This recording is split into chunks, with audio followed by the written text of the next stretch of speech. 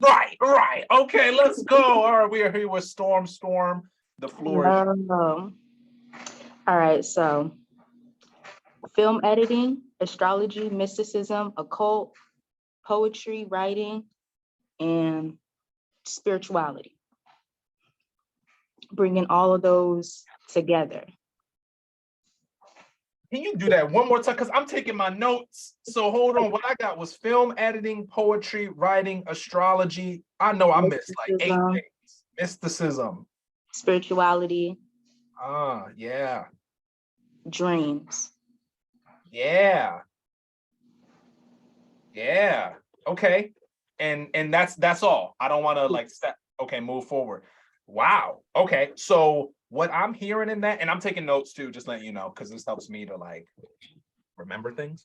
Um, what so I got content as in mysticism, spirituality, dreams, and astrology. So this can all be content and things that we derive our art from. So these aren't, these are air things. These are things that are around us. These aren't necessarily. And so what I mean by the difference between form, what I mean between content and form is that the form comes in film editing, poetry, writing. These are things that we can take our dreams and write about it. We can take spirituality and mysticism and write a poem about it. We can take astrology and create a way of editing, film editing, which is actually, I'm glad that you said that, because that makes me think of using astrology, which is a system, as a form to format your films. I'm experimenting right now with formatting plays. I have a couple of audio plays on my YouTube. So just really experimenting with how can we use astrology to format a film, which is possible, right? I'm in that experimental phase. So yeah, so is there anything, so of those three forms, like editing film, poetry, and writing, what is your go-to, your favorite, which one of those, or just which any form? Um, the one that I feel I most value is the spirituality. Like I like the filming, I like the editing, I like the writing and the poetry, but like what actually comes from it, like my spirit, like my heart into it. That's what I most value about it. So I have to be like the best spiritual space for me to creatively flow with these things that I like doing. That makes perfect sense. So I'm learning through Dolo the Pilot Man, through the oral tradition, about what spirituality is and how we can embody that through what it is that we do. So according to oral tradition, spirituality is individuality. So once you know yourself, and not just, like know yourself as opposed to other people, but once you know what it is that you vibe with, what you don't vibe with, what your astrology is, and then also what your virtues and principles are, as far as what wakes you up in the morning, what pisses you off, what you're attracted to. Once you know all of these things and can embody those things, you'll be able to step into creating in whatever format. So I'm just using spirituality right now to step into that film editing process. So before we even get to, because do you also shoot film, or is it just the technical side of film, like just editing? Do you also produce, Yeah, yeah, or you yeah. shoot footage too? I shoot the film, I do the editing, like Mhm. I So love. yeah, so obviously, you could get hired to for freelance work to edit someone else's film, but for the sake of creating or devising your own material, it's really encapsulating who you are, spirituality, not religion, spirituality, who you are, your individuality, and encapsulating that into the form, into film. So my suggestion would be, I don't know if I'm not sure of your resume, your catalog, but if you have film or stories that really are centered around you. And what I mean by that is taking all the things that spirituality is, the invisible, what we can't see, but we all resonate and vibe with, and doing our best to externalize that in a form, because this is essentially how we got here as far as being spirits. We are just externalizing, and our bodies are just externalizing, trying to be what our spirit is, but we can't do that. So you know, and you know, this is how art can become a form of trickery as well, which, you know, if you're wise enough, you can play with it or whatever. So my suggestion, again, this is all just merely suggestions, is to take your love for film, like literally filming it, producing it, and editing, and have it. How would you create your own way of shooting a film? What is your own way of producing a film? What is your own way of editing a film? And so this can always draw back to spirituality, what you want to see in the world, what you want to bring out into the world. And this being your individuality, just like how you have, like, it's a Spike Lee joint or a Steven Spielberg joint. You know the difference between those two directors. You know the feel of those films. I don't want to talk about too much like how they got to that position, but when we watch a Spike Lee joint, we know what to expect. It's going to be some hip hop culture. It's going to be black people. It's going to be, you know. But when we watch a Steven Spielberg film, we know we're going to get like maybe like amazing graphics. We're going to get larger than life, maybe like a journey storyline. We're going to get A-list celebrities. So finding out, say for instance, in this imaginary world, we want to watch a Storm joint. We want to watch a Storm film. Creating what that vibe is, starting with yourself. What is your vibe? And then externalizing that. How can you create that in your story? Okay, I know Storm likes to vibe out to some, I'm just hypothetical right here, like some lo-fi hip hop. So we're going to have like lo-fi hip hop as the soundtrack. We always know we're going to get that. All right, so maybe Storm likes to have a strong female lead. All right, we know we're going to get a strong female lead. We're going to get a strong woman lead character. All right, so like, is that making sense? Let me know if that makes sense as far as how we can use the starting point of spirituality, our individuality, and then our product. It always resonates that which we know of ourselves, our our individuality. Yeah. So yeah, so to package that up and to make it more concise, it's really, what would you like to see in the film? How would you like to, what is your beginning, middle, and end? Okay, like I said, my moon's in the 12th house. So what I want to see is like everything that I see in the yin realm, everything that I feel in the yin realm, I want to see that and like bring it down into my creativity. I want to see like the actual, I want to see the actual, how do I say this? Like the actual magic, like C's magic. That's my brand that I'm trying to put out. I want to see the actual magic, like in what I put. So like I know in Mhm. in a different internally, like I know, but when it comes to like bringing it down into my 6th house, bringing it down into reality, it gets tricky. For sure, right? And that, I'm so glad that you said that, because as you were saying that, what I wanted to respond with was Rome wasn't built in a day. So yeah, you want to see all the magic, but it is going to take that 6th house. You are going to have to place it in the 6th house and understand, what is it going to take for me to express this? So maybe you produce a song next week. Okay, life happens, then you create a piece of art that week. So finding the through line in all of your works of art. So I mean, there's no right or wrong way to do it, but if you want to bring all of this magic, have a theme to your art. Spirituality can be a big one. What are your virtues and principles? So say that, so when you create this theme, this storyline for your films, for your poetry, for your pottery, for your art, there's always going to be a similar theme throughout all of them, so that you are actually bringing down the yin. You're actually bringing down all the magic, but your magic doesn't look the same. Your magic could be a painted water bottle.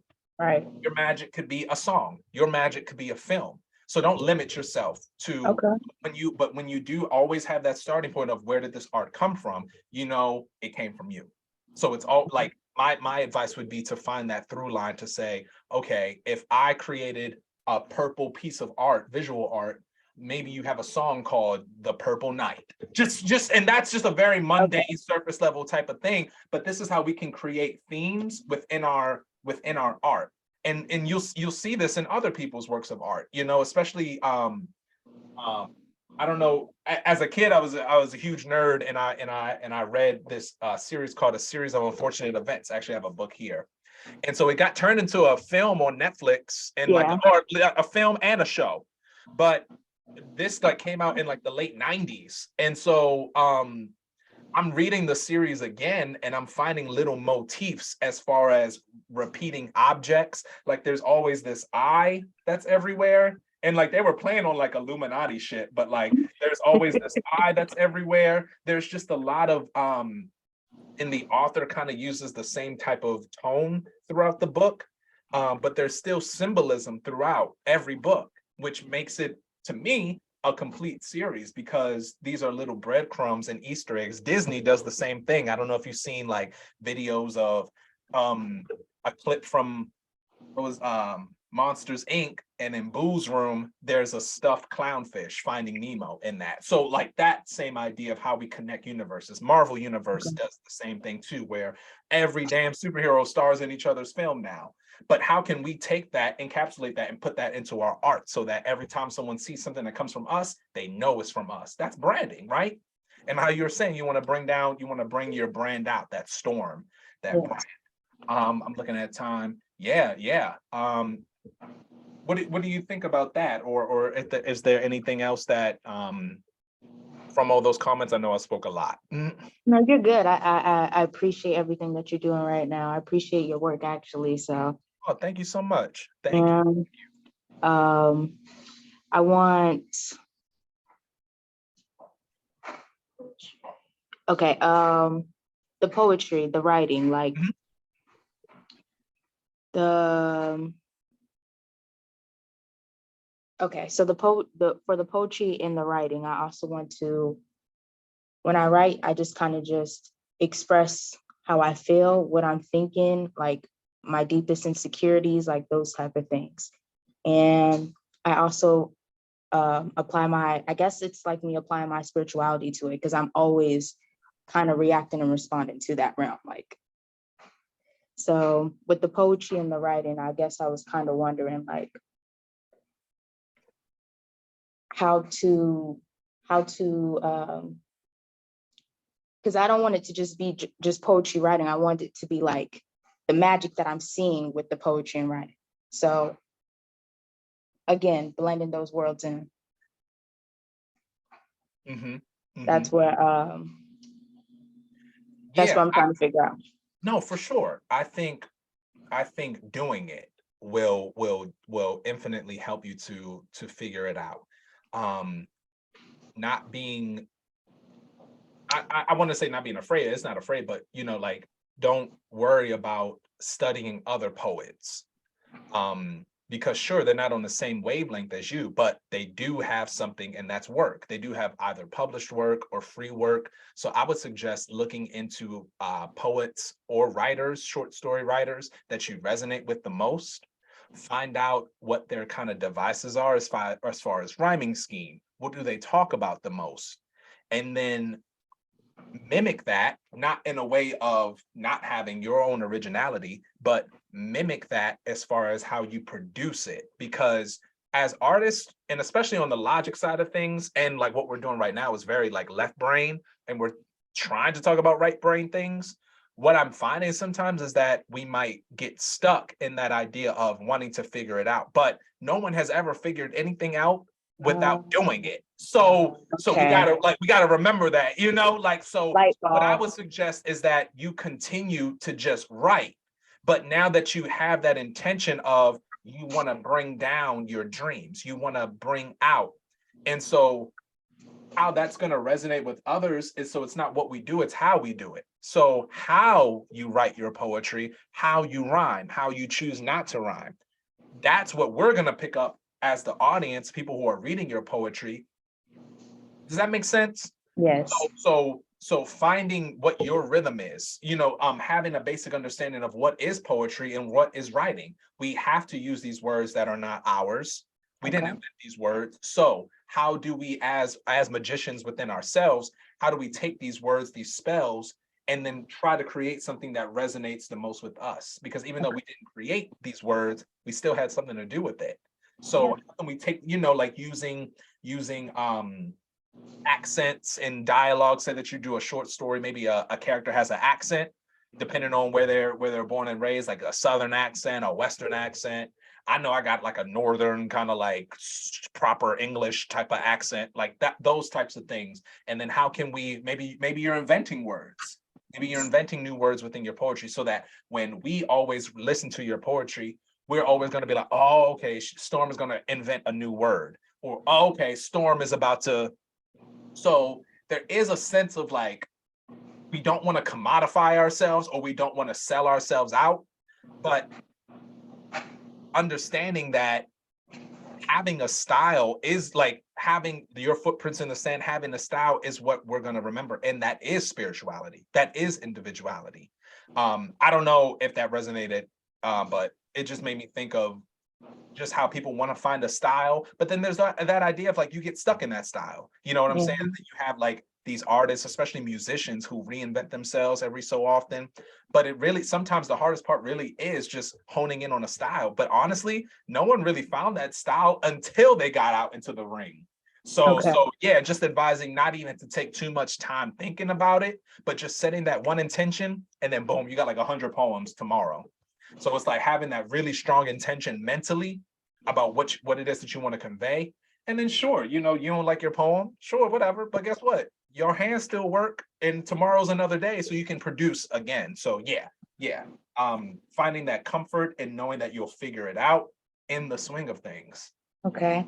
Figure it out. You're gonna figure it out. Yeah. Like, yeah. All right. I think that summed up everything. I really appreciate what you've done. I respect you so much. Oh my gosh. No, thank you very much. Thank you I very really much. needed This that. is huge help.